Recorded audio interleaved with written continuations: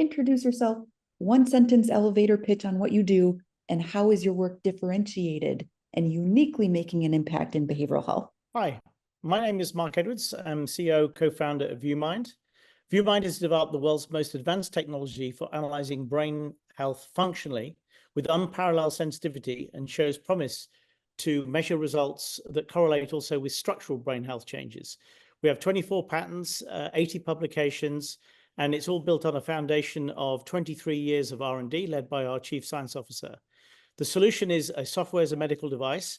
It uses visual stimuli presented in a VR headset, eye tracking technology, and machine learning to assess brain function. The output is a detailed report providing critical insight in terms of brain health by cognitive domain. The eye is part of the brain and offers a direct pathway to vital brain information. Compared to other technologies, ViewMind stands out for its precision and sensitivity, and it is able to even detect fine-grained changes in brain function caused by the progression of a disease, a disorder, or an intervention. The assessments are objective, repeatable, and consistent, and able to be applied to brain health and mental health disorders. The technology has been applied to a variety of different mental health disorders, and we show promising results to be able to measure the impact of treatment in people with who are taking medication for unipolar depression or bipolar disorder. We have a very experienced executive team with multiple exits. So, sort of in summary, ViewMind is brain health insight. In terms of the populations that we're impacting, there is a huge need for this type of solution. The market today has a variety of technologies which either lack sensitivity and are just clinical decision support tools, or you're looking at maybe a 2 to 8 hour assessment by a neuropsychologist that is not scalable, as was mentioned by Antara in her introduction presentation.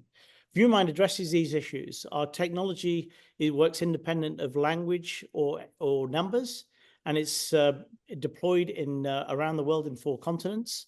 And we're working with a variety of different populations, particularly focused on the 45-year and above at the moment in dementia and also in mental health disorders.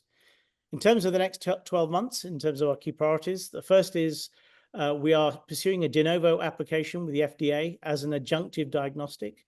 We think this will be a game changer for healthcare and for drug development. We're also preparing a second indication FDA submission as well, which will show correlation with structural tests, neuroimaging, and biomarkers. Commercial scaling is also a key priority, and we are currently doing pilots, and we're expecting those to start to scale up very soon. I think we all have seen that this category has been tricky for a lot of reasons. It's a very tough one from a regulatory perspective.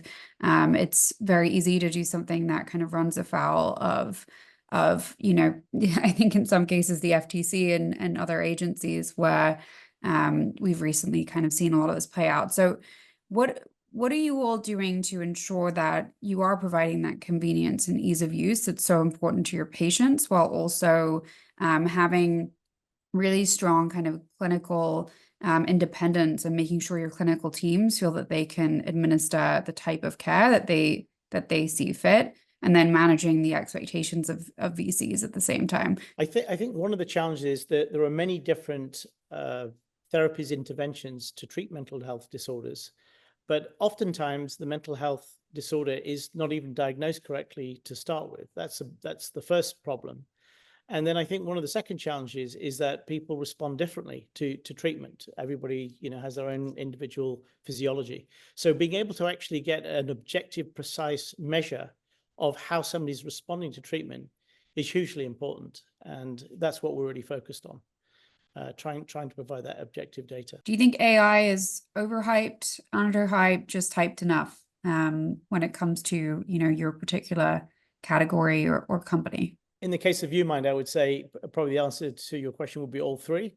In our case, we are really focusing more on machine learning, and it's very important that we can explain and characterize the biological underpinnings of what we're doing to the FDA and to clinicians in general. So that's our approach. There are certain ways we use AI, but it's a little bit different.